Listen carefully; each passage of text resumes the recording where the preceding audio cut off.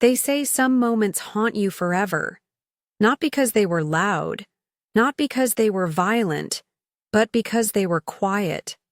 So quiet you didn't even realize what had just begun. It's been 2 years since that day. 2 years since my nephew asked me a question that changed everything. "Auntie, would you say yes if I told you what I really wanted?" I still hear it, clear as if it happened yesterday. And I still ask myself, how did we get there?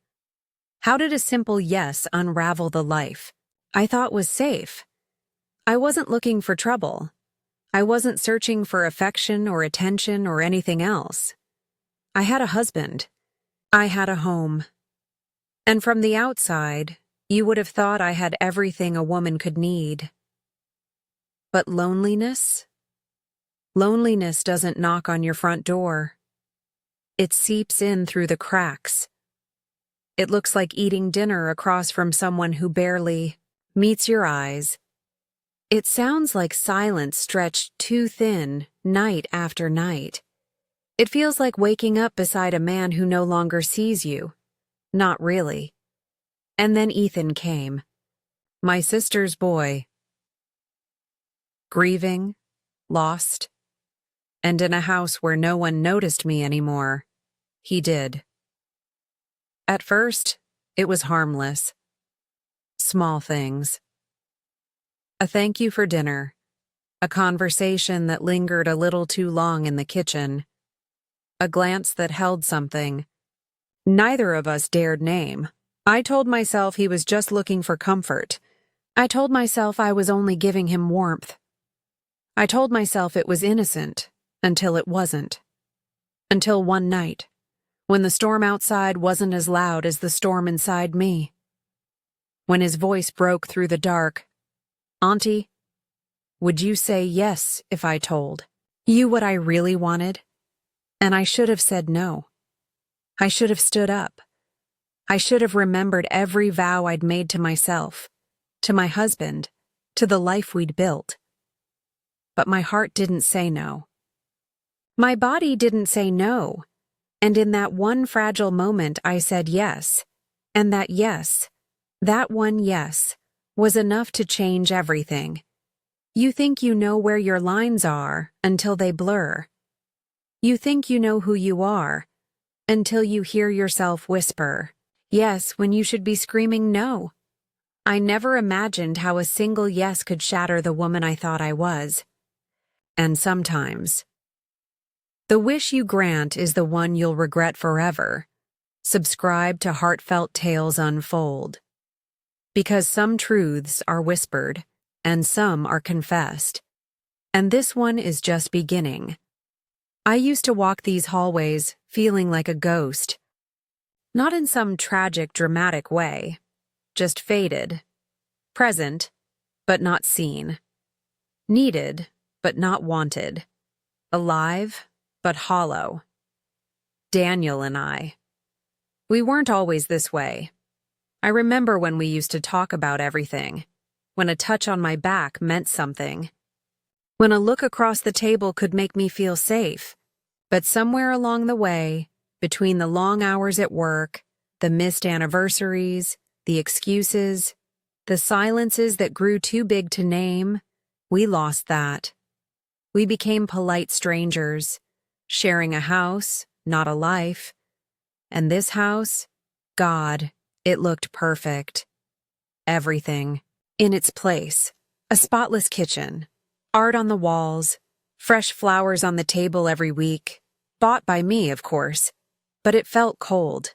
Like living inside a picture frame. Daniel buried himself in work. Phone calls late into the night. Emails over dinner. Trips that lasted longer and longer. And when he was home, he wasn't really here. He'd sit on the couch, scrolling endlessly. A smile, maybe. A nod. A kiss on the cheek, if I was lucky. But never eyes that looked into mine. Never hands that reached for me without needing something. I'd given up asking. You learn after a while. You stop trying to fill the empty space. You just live beside it. And then Ethan moved in. My sister, God rest her soul, passed suddenly. Cancer. Fast. Cruel. She was all he had. So of course we took him in. It was the right thing to do. He arrived with a single suitcase, eyes too tired for 19. A heart carrying more grief than any boy should bear. I remember the first night he came, standing in our doorway, soaking wet, from the rain, looking like a lost child trying to act like a man. I wrapped him in a towel, made him tea, sat with him until his shoulders stopped shaking. And in that moment, I saw him. Really saw him. And maybe for the first time in a long while, someone saw me too. At first it was innocent. Of course it was. He'd join me in the kitchen while I cooked. He'd ask about my day. He'd tell me about his classes, the things he missed about his mom, the emptiness he carried like a second skin. And I listened. I listened the way no one had listened to me in years. There was no grand intention behind it, no plan, just two lonely people filling the silence for each other. But the house began to change. Or maybe I did. I'd catch myself, lingering over conversations that should have ended. I'd notice the way his eyes would search mine when he spoke. I'd feel my heart quicken when he'd smile or laugh or simply be there in the room with me. It terrified me, but it felt so human. Daniel didn't seem to notice. Or if he did, he never said a word. He was gone more than ever. And when he was home, he was miles away behind a screen, behind a wall I couldn't climb anymore. Ethan noticed. Of course he did. One night, as I was setting the table, he looked at me and said, "Auntie, you always make things so beautiful. I don't think anyone tells you that enough." And something inside me broke open. It wasn't the words. It was being seen, being appreciated, being wanted. The house still looked the same, but inside, it felt different. Like the air was heavier. Like every glance lasted a beat too long. Like every brush of skin felt electric. I should have stopped it there. I should have drawn the line before it blurred. But when you've been starving for so long, even crumbs feel like a feast. And before I knew it, I was looking forward to his presence, to his questions, to his smiles that reached further than Daniel's ever did anymore. I told myself it was harmless. I told myself he needed comfort, that I was simply giving it. But deep down, I knew. I knew the weight of the looks we shared. I knew the warmth in the words we spoke. I knew that somewhere along the way, we were no longer just filling the silence. We were building something neither of us could name. And the worst part? I didn't want to stop. Because after so many years of feeling invisible, I was alive again. I was seen. And that terrified me more than anything else because I knew. The deeper we sink into this fragile connection, the harder it would be to climb back out. And yet, I kept sinking. One smile, one conversation, one heartbeat at a time. It was a rainy Saturday, the kind where the world outside feels washed out and heavy, and the house feels smaller somehow. Daniel was home, but not really, locked away in his study again. I didn't ask what for. I'd stopped asking a long time ago. The rain tapped softly against the windows, steady, relentless. And in that quiet, I did what I always did. I cooked. It was silly, really. Cooking had become my ritual, my way of pretending. That life still held something warm, something comforting. I had a roast in the oven. Potatoes simmering on the stove, the scent of rosemary and garlic filling the air. And then, there he was, Ethan, leaning against the doorway of the kitchen, arms crossed, hair still damp from the shower, t-shirt clinging to him just so. I glanced at him, smiled politely. I told myself it was nothing. I told myself he was just keeping me company. But my heart knew better. There was a weight to the air when he entered a room now, an awareness I couldn't shake. He stepped closer, watched me move from stove to counter, counter to oven. His eyes never left me. "Smells amazing," he said, voice low. "You always make things feel like home." My breath caught. Daniel hadn't said a word like that to me I couldn't even remember how long. I laughed it off. Well, it's just dinner. But inside, something unfurled, something fragile. I reached for the peppermill, hand brushing past his. A spark. A shiver. Ridiculous. I scolded myself. But then another small touch. He handed me a wooden spoon. Our fingers met ahead just a second too long. And when I looked up, he was already watching me. Not like a boy, not like a nephew. No. When he smiled at me, it wasn't a boy's smile.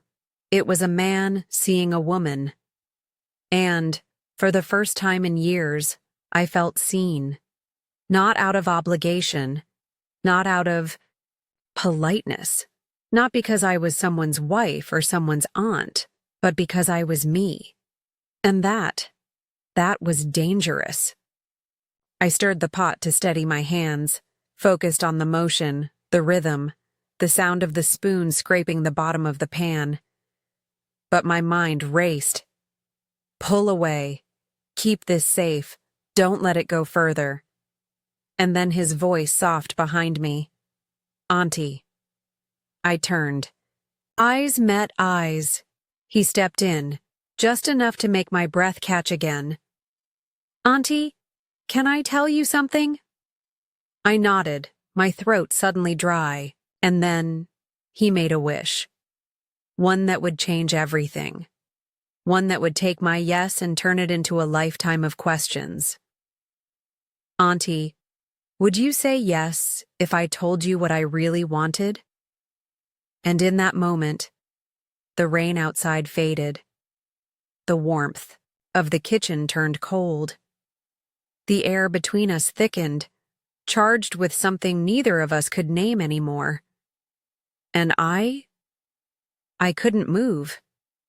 Because I knew whatever I said next, there would be no going back. I kept telling myself it was just a connection, no harm in that. Right? He was grieving. He needed comfort. And I was just giving him a little warmth, something familiar, something safe. That's what I told myself. But even as I said the words in my mind, over and over like a prayer, I could feel the cracks in them. Because the truth was, I wasn't just giving him something. I was taking something too. Taking those glances that made me feel alive again. Taking the soft way he said my name, like it meant something. Taking the weight of his gaze, lingering on me longer than it should have. And I was hungry for it. God, how starved I was. Daniel's face filled my mind cold, distant. I could count on one hand the number of times he'd touched me this past year. The times he'd looked at me. Not through me. I used to be able to feel his love in the way he'd brush a strand of hair behind my ear, in the way his hand would find mine under the covers at night. Now? Nothing. A nod. A dry smile. A quick kiss that felt like a habit, not a want, and here was Ethan, this young man with grief in his eyes, and something else. Something dangerous. Something I wasn't supposed to want, but I did. And that was the worst part. I told myself, he's hurting. He just needs someone. That's all this is. That's all it will ever be. But the more I said it, the less I believed it. Because deep down, beneath the guilt, beneath the shame, was the truth. I needed someone, too. I needed to be seen. I needed to be wanted. I needed to feel like more than a ghost walking through her own life. And in those moments, when he looked at me with those tired, longing eyes, I wasn't his aunt. I wasn't someone married to a man who'd long since left me in every way but name. I was a woman who missed being touched, a woman who missed being chosen, a woman who missed feeling like she mattered, and that terrified me. Because wanting those things, it felt wrong. It felt selfish, but it also felt human. And the more I tried to fight it, the stronger it became. I'd catch myself watching the clock, wondering when Ethan would come home. I'd wear a different blouse, just in case. I'd linger in the kitchen longer than I needed to, hoping for one more moment, one more smile, one more reason to feel alive again. I hated myself for it. And yet, I couldn't stop. I couldn't stop the way my heart fluttered when he said my name. I couldn't stop the warmth that spread through me when his hand brushed mine. I couldn't stop the ache that grew deeper every time he looked at me like I was the only person in the room. Some nights, I'd lie awake next to Daniel, tears slipping silently onto my pillow. Tears for what I wanted. Tears for what I'd already allowed to happen in my heart. I kept whispering to myself, "It's not too late. You haven't crossed the line." Not yet.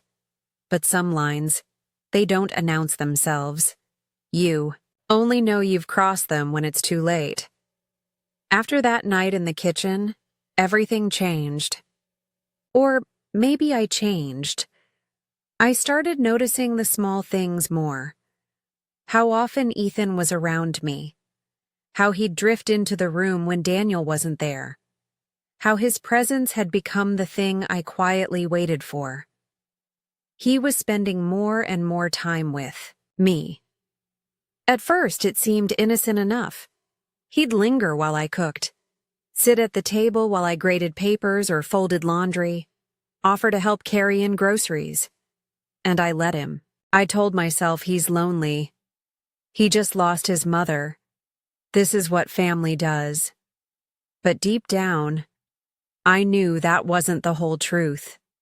Because the way he looked at me, the way my breath would catch when he entered the room, the way my heart would quicken when he brushed past me, those weren't things I could explain away, and I wasn't trying very hard to. One evening, another storm outside, Daniel had called to say he'd be working late. Again. It barely surprised me anymore. I almost welcomed the silence his absence brought. I was in the living room, scrolling half-heartedly through the TV, trying to find something to fill the hours. Then Ethan appeared. "Movie night?" he asked, voice light. But there was something in his eyes. I hesitated. I should have said no. I should have drawn the line right then. But instead, I smiled. Sure. We chose an old movie. One I hadn't seen in years. One I knew would tug at the heart, make the room feel smaller, warmer. I told myself, it's just a movie. He needs comfort. This is fine.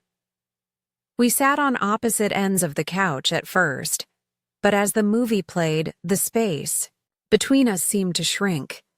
A glance here, a soft laugh there, a quiet comment that lingered longer than it should have. And then, that scene. A mother and son on screen, broken, clinging to each other through grief. I felt Ethan shift beside me. I looked over. Tears streamed down his face. Silent, unstoppable. Without thinking, I reached out. Instinct. I pulled him toward me, arms wrapping around his shaking frame. I told myself, this is motherly. It's comfort. He needs this. But as I held him, something inside me cracked wide open. He buried his face in my shoulder, fists clutching my sweater, breath ragged, and still, I didn't let go. I couldn't. Minutes passed, maybe more. Then, his voice, soft, barely, there. I just wish someone would hold me, without letting go. I froze. My heart thundered in my chest, and still, my hand moved on its own. Slowly, almost painfully, I began to stroke his hair, again and again, trying to convince myself this is motherly. This is what he needs. You're not doing anything wrong. But it wasn't that simple anymore. Because the way his body melted into mine, the way my fingers lingered a little too long, the way my own eyes burned with something I couldn't name. This wasn't safe, and I knew it. I told myself, just a little longer. Just until he stops crying. Just until this moment passes. But it didn't pass. It deepened. And then his head tilted up, our eyes locked. And in that gaze, something shifted. Something neither of us could take back after that night on the couch. I couldn't stop thinking about him, about the way he'd clung to me, about the way his eyes had searched mine, about the way something unspoken had passed between us and hung there, thick in the air. I told myself, give it space, step back. It was a moment of grief, that's all. But space was the one thing I couldn't seem to find, because every glance now held a question. Every room we entered together felt smaller, and every part of me that had been numb for so long was awake again. Daniel was away on business. Another last-minute trip. I didn't protest. Why would I? The house felt empty without him, but not silent, because now every breath I took seemed louder, every movement felt watched. That night, the storm returned. Wind rattled the windows, rain lashed against the glass, thunder rolled through the sky like some ancient warning. I was in bed, lights off, trying to study my thoughts, trying to pretend I wasn't waiting for something, trying to pretend I hadn't checked my phone 3 times, hoping for a message that wouldn't come. And then a soft knock, barely there. My breath caught. I knew. I knew before I even moved. I should have stayed still. I should have ignored it. I should have locked the door. But instead, I rose, crossed the floor on trembling legs, and opened it. There he stood, Ethan. Hair damp, eyes wide, glassy, shoulders hunched beneath the weight of something he could no longer carry alone. For a long moment, neither of us spoke. Thick eye. Storm roared behind him, casting flickers of light and shadow across his face. And then, his voice, barely above a whisper. I wish you'd let me feel loved, just once. My heart stopped. Everything inside me screamed, don't. Stop. Close the door. Now. But my feet didn't move. My hand didn't pull away from the frame. And my heart broke, because in his voice I heard my own longing. In his eyes, I saw every empty night, every unanswered need, every part of me that had been waiting for someone to say those words. He's hurting, I thought, I'm hurting. This isn't about desire. This is about emptiness. Just emptiness. I stepped aside. Barely. Enough. He entered. Slowly. Like, if he moved too fast, the moment would shatter, and so would we. I stood there, arms wrapped around myself, fighting every instinct, every scream in my mind that told me to run. But then, his voice again. Please. Just hold me. That's all. I swallowed hard, nodded, and opened my arms. He folded into them like he belonged there, like he had been waiting for this moment just as long as I had. His breath hitched against my neck. His hands trembled against my back. And mine. They moved without thought, fingers weaving through his hair, holding him tighter than I should have. And for one heartbeat, I forgot everything else. I forgot who I was. I forgot who he was. I forgot the life waiting just beyond that door. In that heartbeat, I let him feel wanted. I let myself feel alive. And then, our lips brushed, not planned, not deliberate, not even a kiss, just the barest graze. But I didn't pull away, not right away, and in that instant, everything I'd tried to hold together unraveled. Because a heartbeat is all it takes. A heartbeat is all it takes to unravel a lifetime. The morning after. I woke before the sun. For a moment. Just a moment. I forgot. I lay there, eyes fluttering open.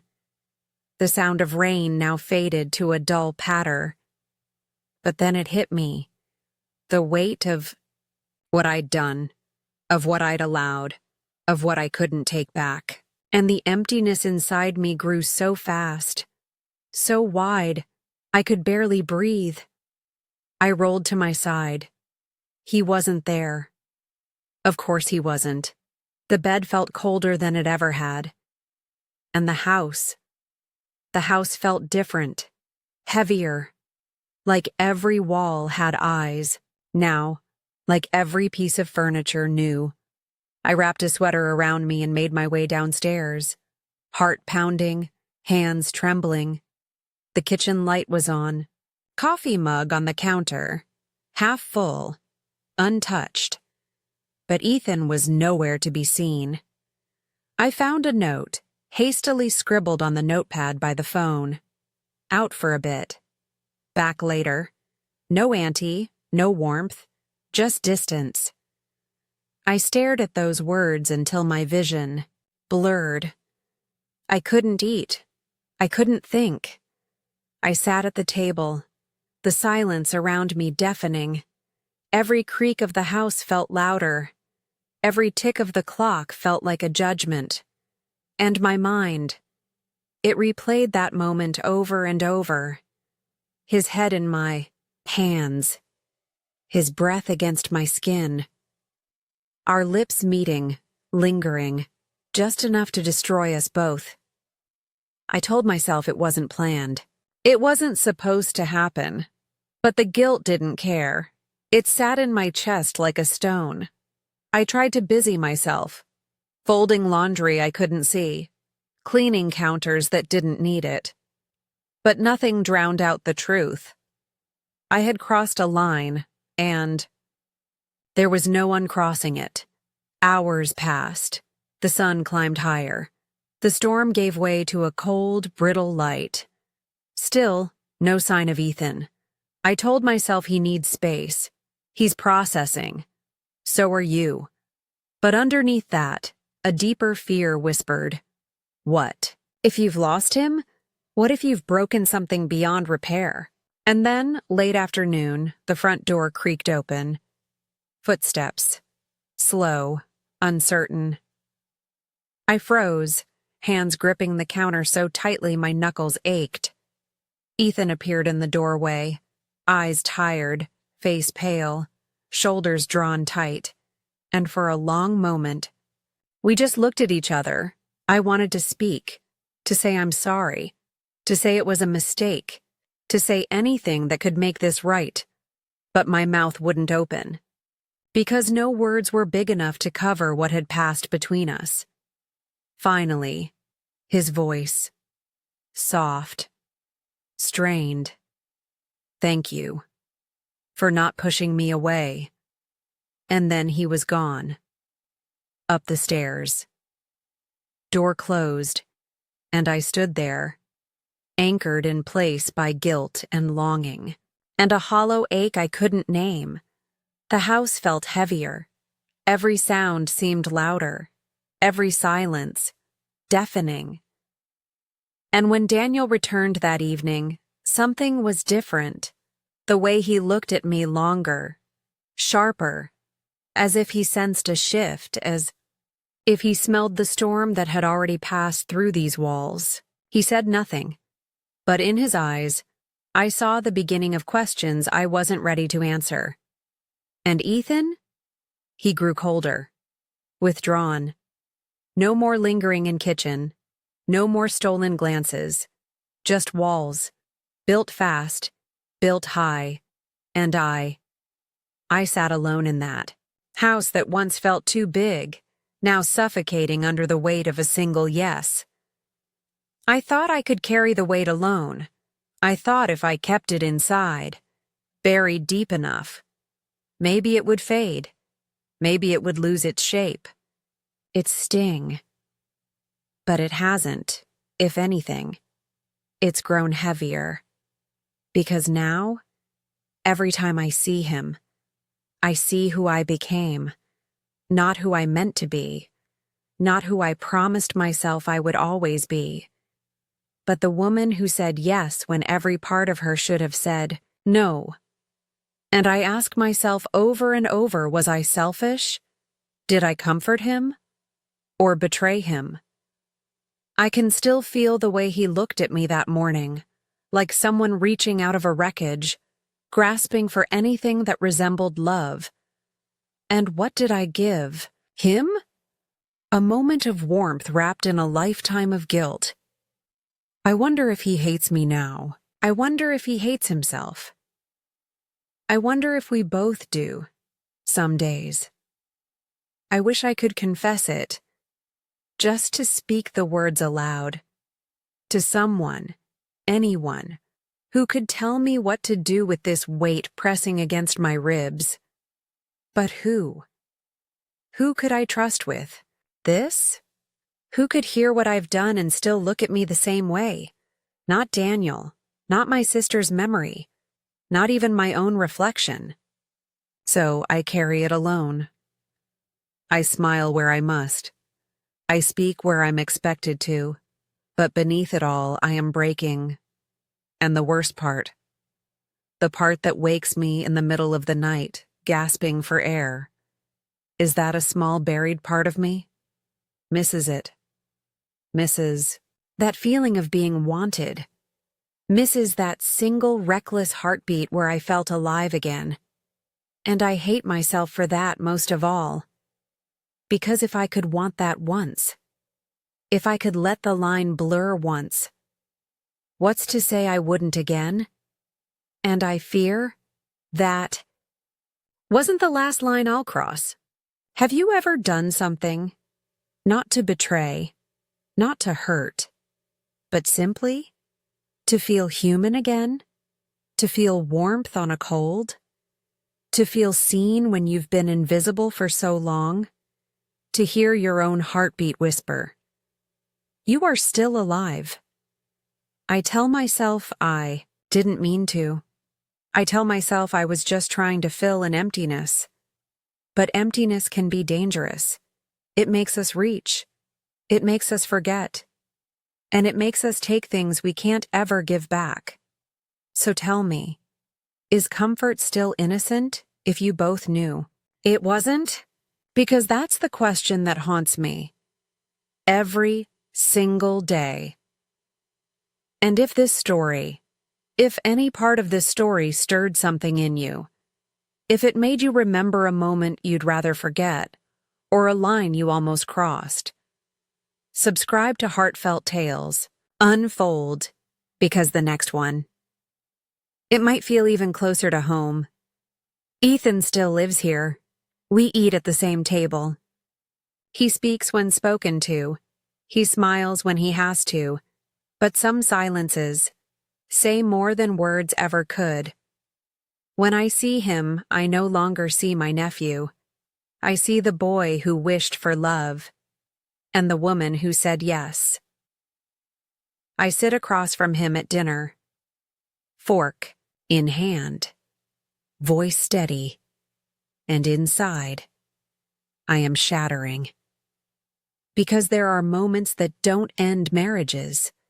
They don't explode across rooms or rip apart houses. No. Some moments, they destroy something deeper. They destroy the person you thought you were, and when the lights go out, when the house goes still, that's when the whisper comes. You let it happen. You wanted it. You are no longer who you were. And maybe you never will be again. Subscribe to Heartfelt Tales Unfold, because sometimes the hardest stories are the ones we live through in silence.